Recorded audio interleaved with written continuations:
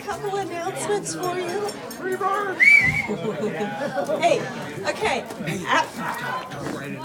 After we finish dinner, we're going to move the tables out so we have plenty of room for a dance floor. Hold on to the chairs. Trash is behind the wall on the way to the garage. And then we just have a few things to say. Don't do that. 98,000 hours. 5,885,340 minutes. 3,053,120,400 seconds. We're here to celebrate the end of Rick's almost 100,000 hours of working for someone else. As you all know, this guy won't sit down. He's finally got the time to do what he wants to do. That's why the R word just doesn't fit. If you look around, everything that's posted, the pictures on the wall, the items on the table, they all represent something from Rick's work past or something he worked for, such as, hold that up, Betsy, the horse. The horse was the motivation for his first job. At age 15, he got a job at a gas station so he could buy a horse to ride on the beach to pick up girls. Woo! True story. I never heard that. Why did you teach me that?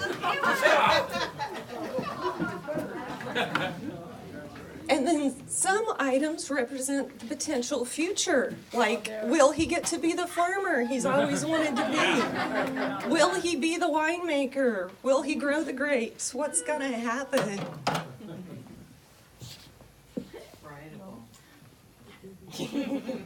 You have accomplished so much in your career. I'd like JP to come up and join me. Oh my goodness. Oh, you too, Rick, sorry. Rick, you have to come up here. Sorry, I forgot. Come here. Yes, you. You have to come Yes. up. I have to come up. You're under new management. Management says. Yeah. Full management, I like that. I know.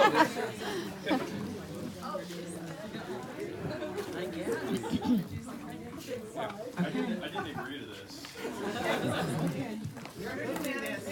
You know how much I hate to be up here and talk in front of people. So, can you hear me now? So, due to your contributions over the years with your career, right, you are now a part of the coveted President's Club. Here, take this from me. That meet whenever and wherever they want to. And I hope to be a part of this club someday sooner than later. So congratulations, Rick, on, I know you don't like the word, but being retired. We love you. So, Speech. Speech. who invited this guy? What guy? So this is, It's a paperweight. President. Just what I needed. Oh, wow. The President's Club. Wow, it's Thank you, Janine. You're welcome. I don't know what to say. It's so special.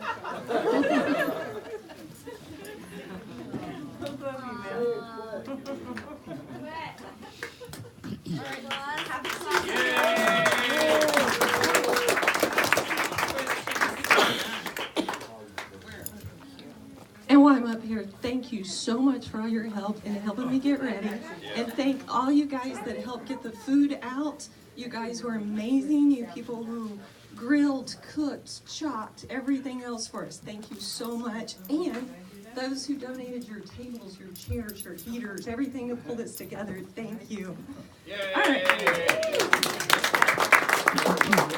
So you, As tradition has it, at the end of a long career, you walk away with a gold watch representing the time you sacrifice for others and the free time you'll have in the golden years. So tonight, we celebrate the end of this era, but I'd like to present Rick with something much more useful. Come on up. It's a gold I was gonna say. Gold corkscrew. What is it? The gold corkscrew. Oh, Woo! Nice. That's pretty manly. Nice. Gold corkscrew. the gold. Woo! Oh, look at that. Please don't get married. That is beautiful. I get it. Instantly, right? Yeah. Management says. Nice. I'm so proud of you and all your accomplishments. I look forward to seeing where we go from here. As we look around tonight, we see old friends and new, co-workers past and present. Thank you all for joining us. And it would be just another excuse to party if we didn't embarrass Rick a little bit. Yeah. So I'd like to ask for just a couple people who work closely with Rick to come up and say a few words. First, let's welcome Dave Spalding from the good old days at DACO. And thank you all you DACOites that came out. Trees, Karen, Doug, Nancy, Betsy, Janine's an ex, and we have another one on the way. Hopefully she'll get here soon. To you, sir. Thank you. It's such an honor. 100,000 hours. Does anybody really believe that Rick was working that whole time? Right. I was gonna say. Must have had a zero on the end of that. buying apple fritters. You ate every one of them. So, Betsy and I have known Rick since the last century. Latter half of the last century, sometime in the 80s. And Betsy got to know Rick before I did because Betsy interviewed him for a job at DACO. Where he applied, I think, as a lab assistant or something. And if you know Rick, you know, he's had lots of twists and turns in his career. He's working like he's done a lot of things. He was never afraid to take a new job. And I want to know the story behind that one. I don't know, like, here's a guy with a geology degree, you know, worked out on the oil rigs and all that stuff, among other things. And then he went and applied for a lab assistant job at DACO behind the donut shop on Milpa Street. But another time. It was a drug deal that went bad. Did you have to wear a lab coat, Rick? He did. Okay. With my Yeah, shorts. yeah, and he had to wear stuff underneath it too. Yeah. Most of the time. So I got to know Rick, I think it was at a party, I don't remember whose party it was. There were a lot of parties back then. We'd work and parties at Rick's house and parties at our house and poker parties and all sorts of stuff. Anyway, we became fast friends and worked together for a long time too, because I got hired, I think not too long after Rick got hired at DACO. And Rick worked his way up, you know, through the organization. He did a lot of stuff. He ended up being a pretty senior manager dude before he went on to the next thing. But while he was at DACO, he had a great run. And where is the picture that was on that page? Oh, there it is, that one right there. Ivana? Yeah. Talk about what's he wearing. Let's see that. Oh, man. Yeah. Yeah, so if you haven't seen that one, Excellent.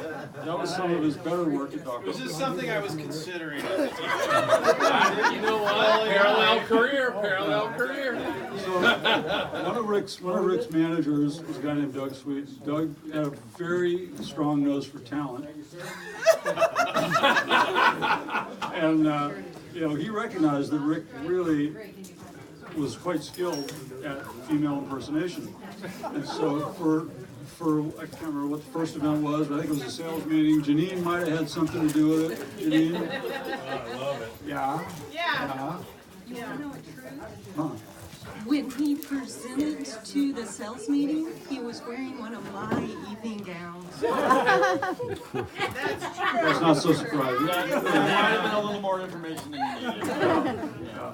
So, Rick got captured in that role, in that photograph, and he reprised that role several times, to the delight of all his colleagues.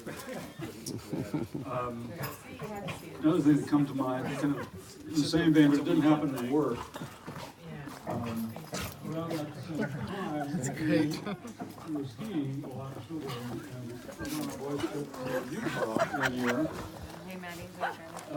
There were several work things, that's really not a connection to work. But the fun part of the story was that staying at the hotel with us in Salt Lake City, and this is like 1990, I want to say, okay? Before it was really so cool to be gay, as it is now.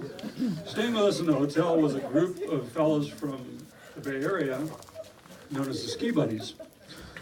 And we had all agreed amongst our friends, our circle of friends, to meet in the morning to get on to the shuttle bus to go up to the ski hill, which is like a 45-minute drive. I told you about it. So, yeah.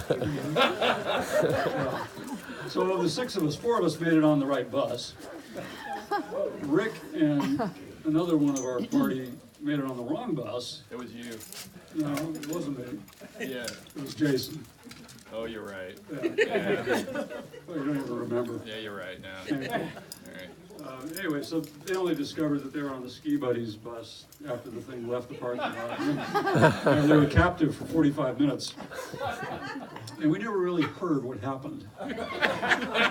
Jason put his arm around me, and we enjoyed the rest of the trip. That's all I'm going to Made say. some good friends. That's all I'm going to say. All right. Well, Rick, congratulations. Huh? You thought he was Dave, so you consented. Yeah, because, yeah. That's the kind of guy he So I'm really interested to see what you're going to do next, because I've always admired your ability to pivot and to go find something different, you know. Never afraid to leave a good job. Go find whatever's around the corner. But, you know, you always land on your feet quite admirably. So congratulations. And I don't think you should be called retired. I think you should be called retread.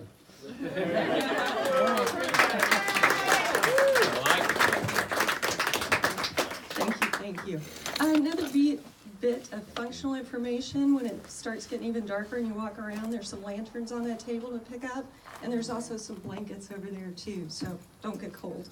Okay, next, when the majority of your coworkers work on a remote island and or on the other side of the globe, it's hard to get them to a party.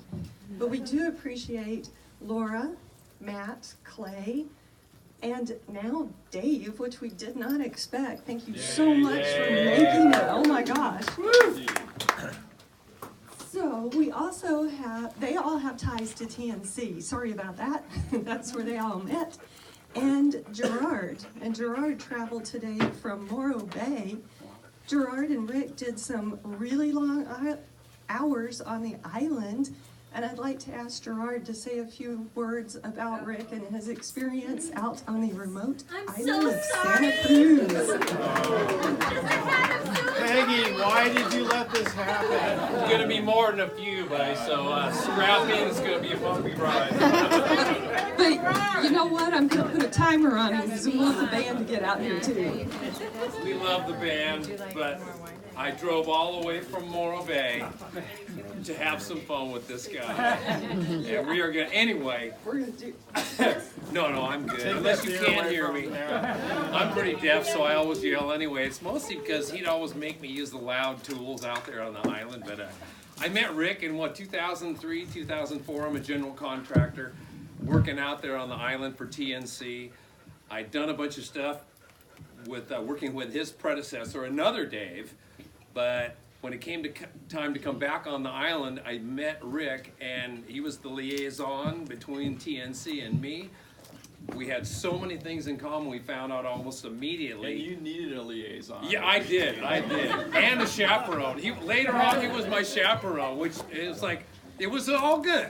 It worked out good. It didn't get weird, but he was the best, easiest to work for person I'd ever met. We had so much in common. We had just a commonality and understanding right away of what needed to get done in what time frame, and an appreciation for each other's abilities. And so it was a really good marriage.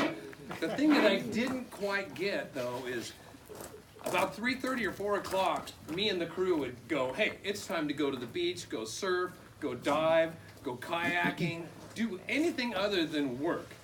And of course, we'd have all our stuff set up. I'd have my lackey on the job, get everything ready so that it appeared we'd be working till the last minute, jump in the truck. But before I did that, I'd always go, okay, Rick, we're going to the beach.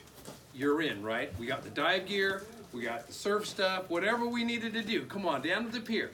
Oh man, no, I'm gonna make sure this stuff's right on the computer. So-and-so's coming. I'm like, dude, no! And every day, I could not corrupt him for how many years? Probably going on 10 years. Yeah, I worked my most diligent effort to try to corrupt him. So Yeah, you did. I think a lot of the things that he really wanted to do, he kind of forgot how to do. So what I did is I tried to put together a care package for Rick. So let's see, let me start off here. Now, this is something that they tell you should do when you retire. It's like, I got some pens for him, some color pens and some craft paper to get back to like his inner child, so he can draw pictures. He'll probably draw a picture of me on the island right away with him, and like, so that's just to get going. So get linked back up with, and then I don't think he's remembered like all the sporting stuff he used to do. He probably had some skills, but in my retirement, I got to be an author really quickly. So I wrote some books, and so the first one is How to Fish for Beginners by Gerard. So I brought that one for you. Thank And then the other one is, because I watched him surf like a while back. We brought the Bama girls out. Could not surf. So I got this book for him, How to Surf for Beginners by Gerard. So that's my second book I'm working on. And then, yeah, there's some good ones here. And then, let's see, diving, you know, he tried diving, he did pretty good, but then after like 10 minutes, he go, I'm cold, I'm going, he could not really dive either. So this one, How to Dive by Gerard for Beginners. Yeah, so that's the other one there. That looks a little thick. Yeah, that one will take you a while to get through. And then, let's see, I'd go snorkeling with some of my friends, and if we couldn't get any fish, which happened very infrequently, I'd get some sea urchin, and we'd make uni. We'd make uni shooters. Disgusting. And for some reason, he really didn't cotton to that, you know. So I'm thinking, I got him this book. I wrote it myself, Learning to Love Uni for Beginners. So that's it. And then the other thing I found out about uni just by happenstance is that it is a powerful aphrodisiac. So I got this book just in case. Better Sex in 3 Minutes for Beginners. For you, okay? So 3 minutes? yeah. Well, I figured, you know, if it takes longer than that, you're in trouble. Yeah, thank God. So anyway, that's a kickoff to your quote-unquote retirement. I don't think you're going to be retired very long. I think it's going to be just like, after you read these books, you'll be off to the races and ready to hit it hard. But really, no, my relationship with Rick has been, it's just been so much fun, and you know, it's just been a great experience to know these people here and to be able to come down here and know I got a good friend. And you know, just recently we took a friend of mine's boat from Morro Bay down to Ventura to get worked on, and we were able to spend some time with Rick and Peggy out on the island. And it's one of the treasures of my life, knowing these folks and, you know, experiencing things with them has just been wonderful. So, Rick, you're the man.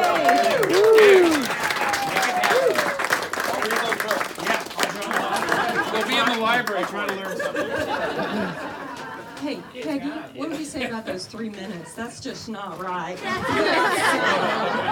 Yeah. Not gonna happen. He talked about coincidences. So his wife's named Peggy, and they had a dog named Ellie. Ellie. Oh. Yeah.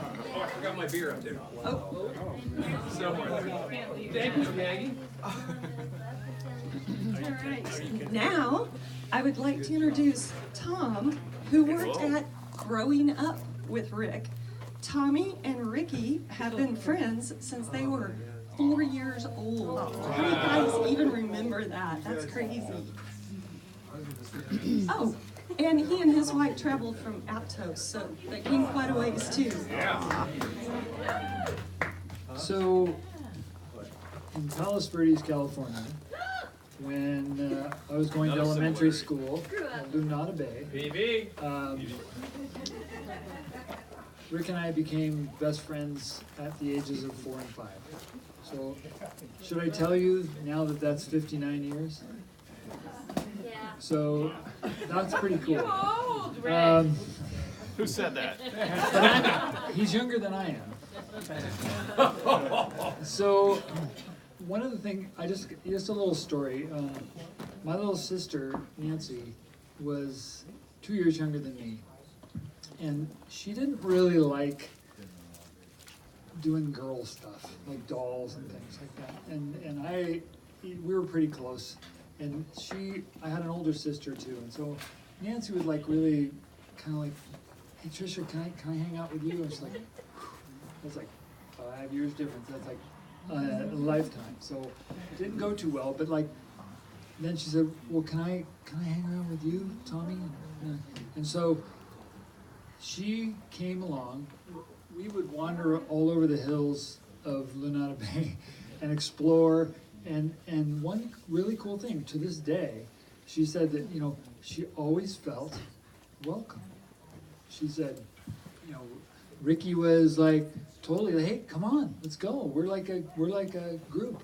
So a little pack, yeah. And exploring the hills, sliding down the hills on cardboard, you name it. Crawling down all kinds of interesting places. So I think that particular characteristic of Rick is still there, is just being really welcoming and making people feel like really comfortable and welcome. So thank you for that. And then what's kind of also cool is just that you're friends with somebody at that age and you're like, is that going to be the same later on? It's like at multiple times in my life, whether it's been back in high school where we met up again and we had motorcycles and rode those around. Actually, I was thinking about a story. We were like cruising around on private property on our motorcycles at one point, and there was a helicopter related to this private property that started noticing that we were on their property, and so we were like, we should get out of here. So we got out, we were like zooming along, the helicopter's coming, we get to his neighborhood, open the garage, pull in the garage, and like, yes. Okay, we missed that. We had horses together.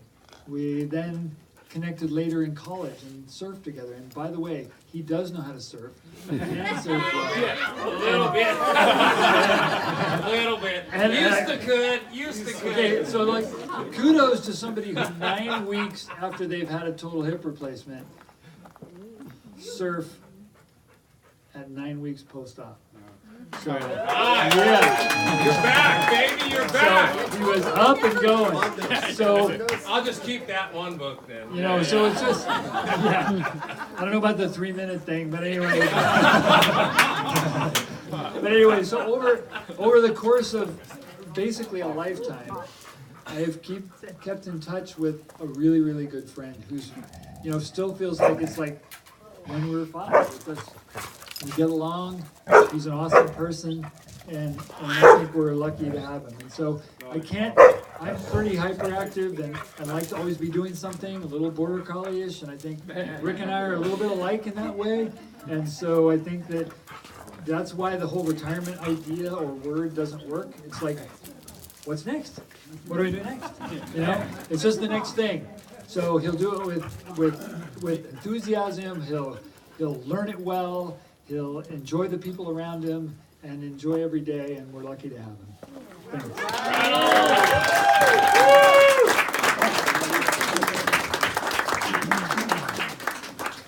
Troy. Oh, no. Troy. No, he's He's not talking. Oh, thank God. This is the end of the speaking part. Just have one more thing to say, and then don't forget, pick up your plates, trash behind the wall. Let's move the tables so the band can get out here. We can have some fun.